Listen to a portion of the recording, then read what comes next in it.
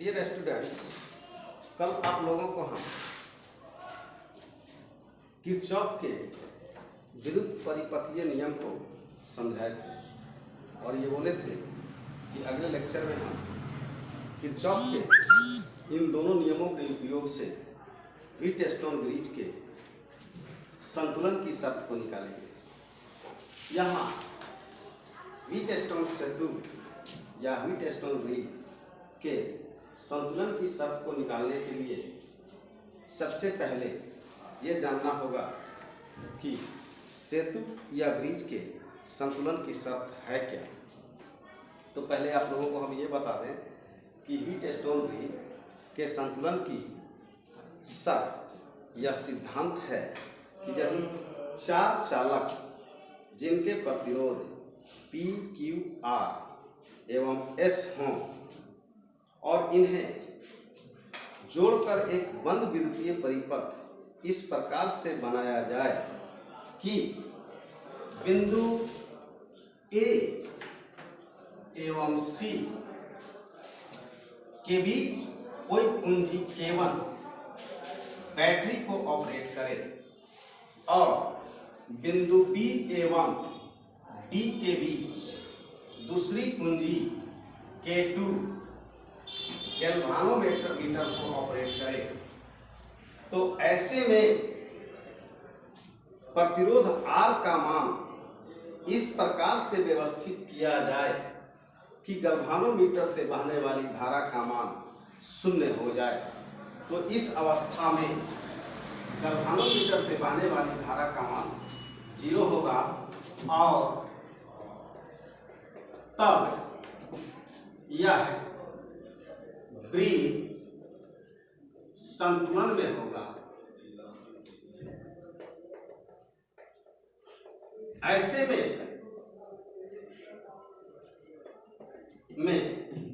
P by Q equal to R by S होगा, जिसे equation first मानते हैं। यही व्हीटस्टोन ब्रिज के संतुलन की शर्त है, जहां P, Q, R एवं S क्रमशः चालक AB, BC, AD एवं DC के प्रतिरोध हैं। Principal of Wheatstone bridge states that if four conductors having resistances P, Q, R and S are taken and make an electrical circuit as shown on board, and if a key K1 is adjusted in between points A and C and another key K2 is fixed in between 2 points B and D. First of all, key K1 is closed and then after K2 is closed. Now, in the situation of resistance R, means the value of resistance R is adjusted as that current through galvanometer becomes 0, means I equal to 0, and then this bridge comes in the equilibrium. Now P upon Q is equal to R upon S is equation number first, where P, Q, R and S are respective resistances of four conductors AB, BC, AD and DC. माना कि cell द्वारा जो current produce होता है वह junction ए पर दो भाग में बंटता है। कंडक्टर AB से होकर बहने वाली धारा को हम I1 मानते हैं और तब AD से रिमेनिंग करंट का वैल्यू I माइनस I1 होगा। यदि गैल्वेनोमीटर से फ्लो होने वाले करंट को हम IG माने तो BC सेक्शन से बहने वाली धारा का मान I1 माइनस IG होगा और तब कंडक्टर DC से बहने वाली धारा का मान I minus I1 plus IG होगा।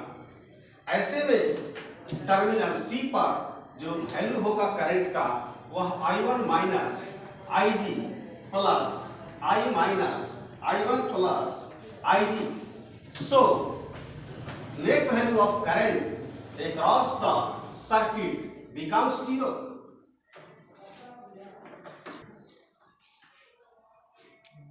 अब हम लोगों को किरचॉफ के नियमों का उपयोग करके व्हीटस्टोन ब्रिज के संतुलन की शर्त P by Q is equal to R by S को प्रूफ करना है। ऐसे में हम इस सर्किट में देख रहे हैं कि दो लूप हैं, एक और लूप नंबर 2। लूप नंबर 1 में अगर हम करंट के प्रोपेगेशन के डायरेक्शन को क्लॉकवाइज में लेकर चलेंगे तो दूसरे लूप में भी क्लॉकवाइज रूल को ही फॉलो करेंगे। यदि हम पहले लूप में एंटी क्लॉकवाइज रूल को फॉलो करें तो दूसरे लूप में भी हम लोगों को एंटी क्लॉकवाइज रूल को ही फॉलो करना होगा। ऐसे में applying Kirchhoff's loop rule in first loop A, B, D, A, we get 1P plus IG into में G minus I minus I1 into R equal to 0 is equation number 2. Similarly,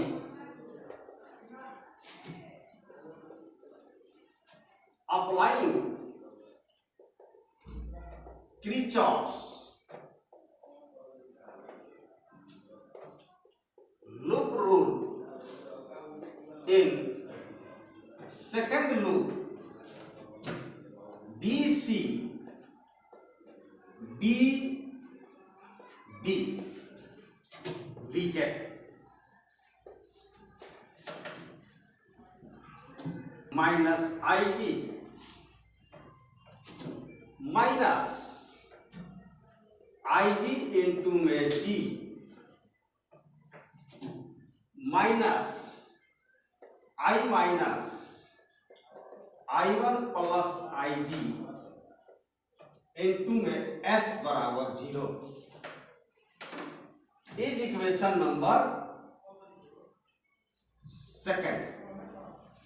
यहां ध्यान देने वाली बात है कि लूप रूल यह कहता है कि विभवांतरों या विभवों का बीजगणितीय जो सदैव शून्य होता है। ऐसे में पहले चालक AB से होकर विभव I1P गैल्वेनोमीटर वाले चालक से होकर विभव IG into G और AD से होकर विभव जो कि अपोजिट डायरेक्शन में है इसलिए इसका साइन नेगेटिव हुआ है I minus I1 into R बराबर 0 है। इसी प्रकार जब हम दूसरे लूप BCDB में लूप लॉ को लागू करते हैं तो चालक BC से पॉजिटिव डायरेक्शन में करंट का वैल्यू I1 माइनस IG है और तब यहां पर इसका जो पोटेंशियल होगा I1 माइनस IG इंटू में Q होगा जो छुटा हुआ और अपोजिट डायरेक्शन में गैल्वेनोमीटर से बहने वाली धारा का मान Ib इंटू गल्वानोमीटर का प्रतिरोध G है और ये अपोजिट डायरेक्शन में है, इसलिए इसका साइन निगेटिव है। इसी प्रकार डीसी से होकर जो करंट है वह भी डीसी से फ्लोइंग करंट के अपोजिट डायरेक्शन में है, इसलिए इसका साइन निगेटिव है। और तब यहाँ potential I minus I1 plus Ib into S बराबर 0 होगा, जो इक्वेशन 2 है। अब हम कंडीशन की बात करेंगे। ऐसे में जब ब्रिज बिल्कुल इक्विलिब्रियम में होगा तो उसके लिए कंडीशन है कि जब गल्वानोमीटर से बहने वाली धारा का मान 0 हो जाए, अर्थात deflection across galvanometer becomes 0, then the bridge comes in the equilibrium. अर्थात जब गल्वानोमीटर का विक्षेप 0 हो जाएगा तो यह ब्रिज संतुलन में होगा। So if current through the galvanometer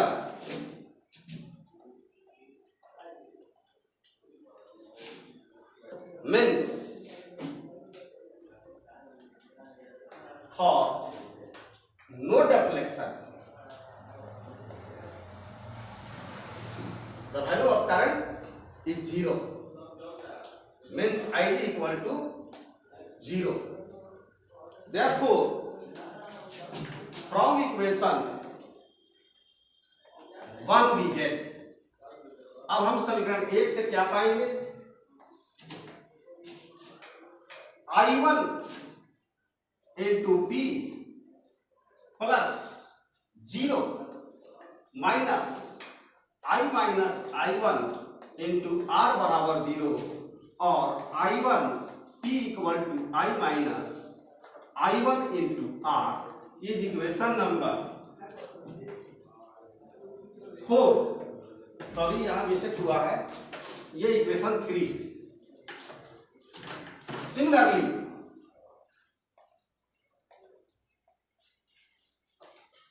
Id का वैल्यू हम इक्वेशन 3 में लाकर रखते हैं तो वैल्यू मिलता है I1 माइनस 0 इंटू में Q माइनस में 0 minus I minus I1 plus 0 equal to 0 और I1 इंटू में Q equal to I minus I1 into में I माइनस I1 इंटू में S is equation number 5। Now from equation number 4 divided by equation number 5 we get, यानी समीकरण 4 में समीकरण 5 से भाग देने पर हम पाते हैं I1P divided by I1Q equal to I minus I1 into R divided by I minus I1 into में S और P by Q equal to R by S। This is condition of equilibrium of Wheatstone bridge और the principle of Wheatstone bridge. यही Wheatstone bridge के संतुलन की शर्त है या व्हीटस्टोन ब्रिज का सिद्धांत है, जिसे इक्वेशन नंबर 6 द्वारा दर्शा रहे हैं। प्रूव्ड।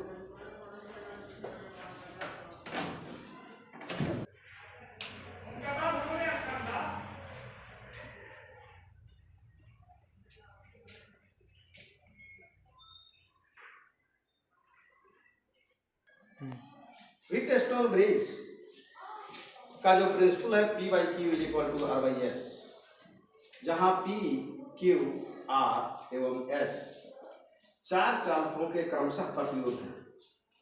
ठीक इसी शर्त को अब हम सेकेंड मेथड से ऑब्टेन करके दिखाते हैं। कहने का मतलब ये कि व्हीटस्टोन ब्रिज का जो प्रिंसिपल है P by Q is equal to R by S को पहले हम किरचॉफ के नियम से निकालें, जो कि फर्स्ट में। अब हम इसको जॉर्ज साइमन ओम के मेथड से निकाल कर दिखाते हैं, जिसे सेकंड मेथड मानेंगे। सेकंड मेथड, पहले चालक AB से ओम के नियम को लागू करने पर applying Ohm's law across first conductor AB,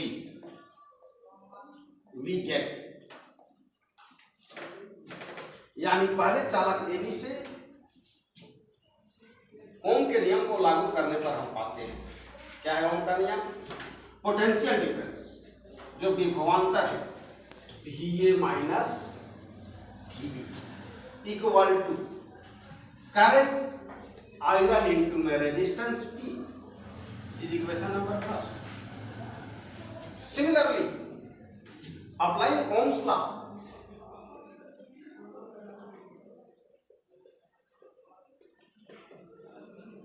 across second conductor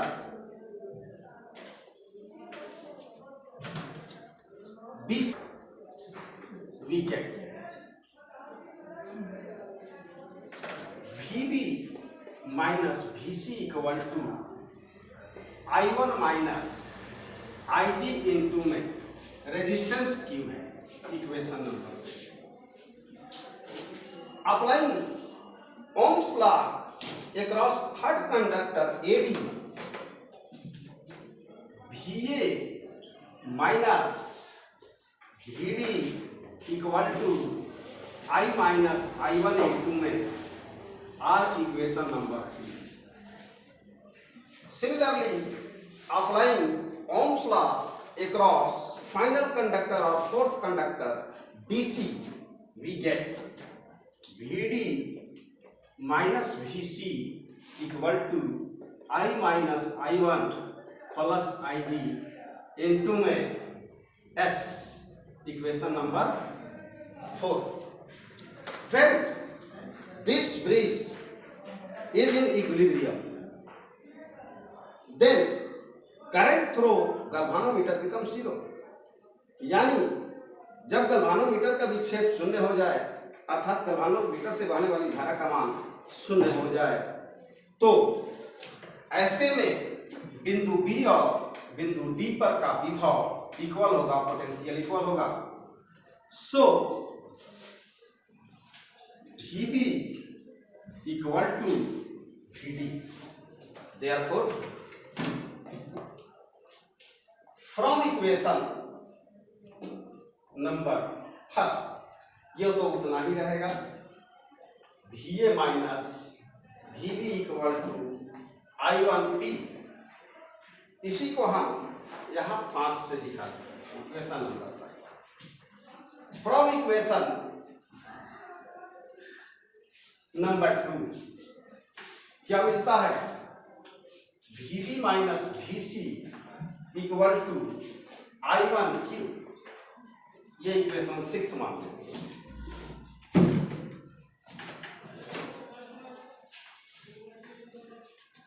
from equation 3 क्या फाउंड करते हैं हम? VA minus VB equal to I minus I1 into equation number 7।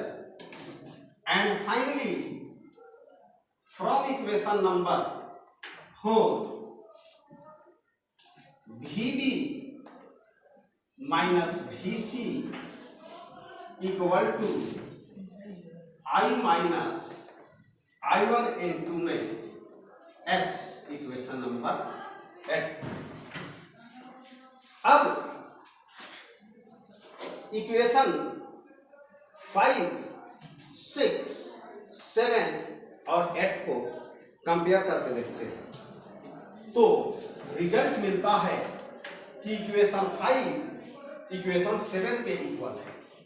Since equation 5 equal to equation number 7, so I1P equal to I1Q, therefore P equal to Q।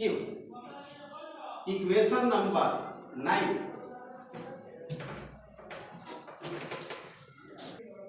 इसी प्रकार equation 6 और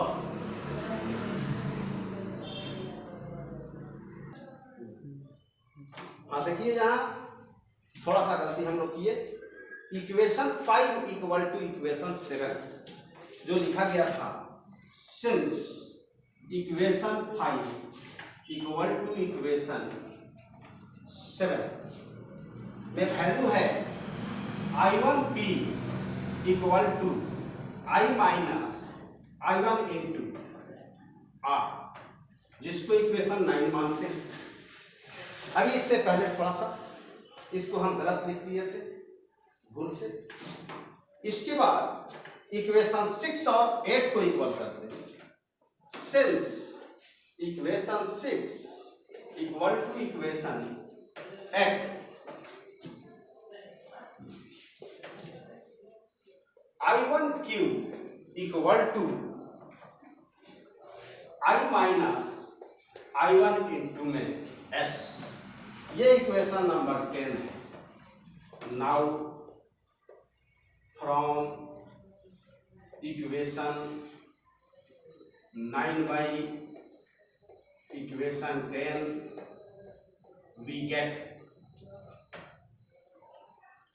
I1P divided by I1Q, I minus I1 into में R divided by I minus I1 into F।